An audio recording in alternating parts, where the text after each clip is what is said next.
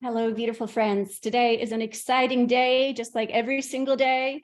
And sometimes we have to dig deep to find the excitement, but we always find it in Mother Nature. We always find it in our divine self. And sometimes the human life, the human condition is not easy. And maybe there are days that are really not easy, but even then we have to dig deep and find the divine self, connect with the divine self. The divine self is really a fragment of God that is you. It really exists. For those of you who have not seen your divine self, it is visible and it is within you and it is always there. We just need to attune. When I met my divine self, I am going to say she because she spoke with the voice that I have, and that's how your divine self speaks to you, except for it's the most beautiful tone of love. And she told me, the divine self never disconnects from us. It is always in the heart, and it is up to us to attune or not. But we can feel very disconnected when we don't attune. And so what is it that we need to do to attune? So let us all attune to the divine self. That is the portal to divine source. And if you are dealing with anything in your life, always ask your divine self first, so that it's always resolved in love. Yesterday, we connected to our divine mind. If your human mind is running in circles, connect to your divine mind. And these are real examples. Divine mind always has a solution that is always harmonious.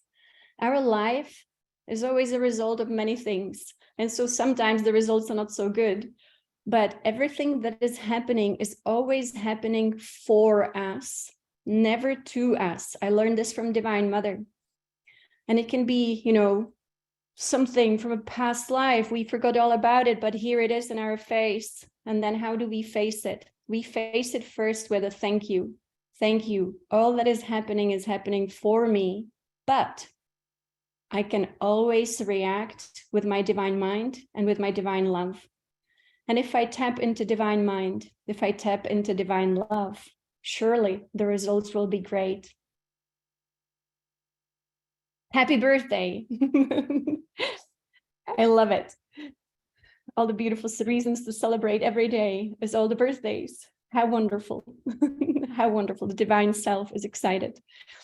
And so, Yogananda also didn't have it all that easy. Even as a master being, there was still some stuff that could not easily be resolved with all the beautiful work he did.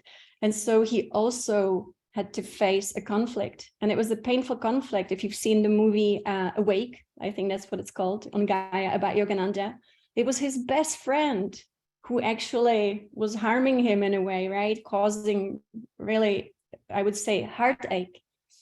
And that's really hard when that happens so close to us, right? And so how do we then face it? We always have to stay in our divine self. I mentioned how Yogananda once, expelled me from his school. It's because I was dealing with a conflict that seemed to be very external. And I went down with the conflict, becoming part of the conflict, kind of arguing back. And when we do that, he told me, the person who comes as the opposition, Yogananda called it muddy unconsciousness, just mud. That's exactly what he called it. And he said, when we go with it, when we fight back, when we argue back, when we say things back, he said, you too then become the mud and you both get stuck in it. This was such a great lesson. So if ever we deal with anything that is not just divine love, harmony, and bliss and ecstasy, then let us always search for the answer in the divine self, because the divine self is pure harmony.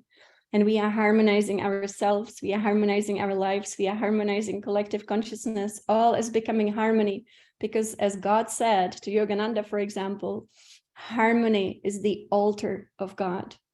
And when there is no harmony, God can't enter. And you would think that's very strange, but actually, Divine Source mentioned this to me too. As long as there is conflict, there is no room for God. And first we need to resolve all conflict. And so today's will It is going to be, we're going back to number 2 because there was one group that didn't do this because I was traveling. And so we skipped, we just did it once instead of twice. And so I want to go back to that. And that is the second will, to unify. And unification, oh my goodness, imagine if we unify our own being first, what are we unifying? We are unifying into the heart. We're going into the oneness of the heart. And that means we become all love. And just repeat to yourself often, I am all love. Whatever happens in your life, I am all love. I am all love. Divine self, bringing it on. I am all love. And so that's our attunement. It's pretty amazing what our divine self can do for us. And Patricia Cota-Robles, for example, she recommends completely giving all control to your I am presence, to your divine self, and saying, divine self, please, you resolve all of this. Take care of all these imperfections and handle them perfectly, right? Because there is always a perfect way. And that way is the only way, and it is love. It really is. There is no other way. No matter what happens, it is just love. And sometimes it seems like the impossible answer, but it always is the only answer. So we are unifying our own being to be just one love. That is actually the solar Christ consciousness. And so let's make those choices. It's always love. Love is the answer.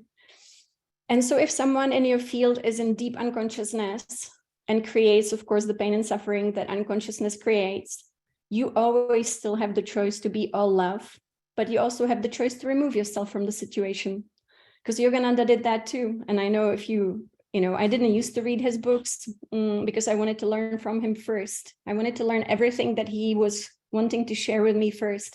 And then I would go and read up, you know, all the books that he wrote, all the beautiful talks he gave. And so I found that everything that he said was actually then found in the books, and so much more, of course.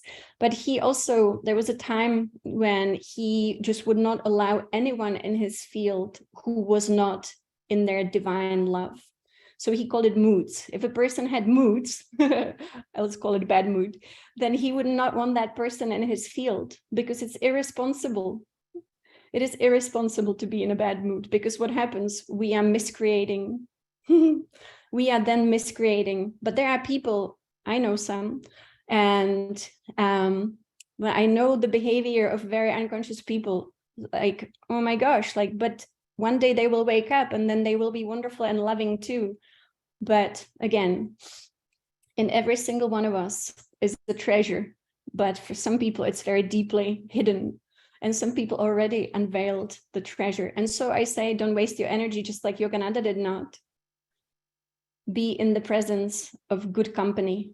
And I believe we have the good company here. Look at all the love we exchange every time we listen to a song. The energy it builds up in all of us. It's very uplifting. So, very nice.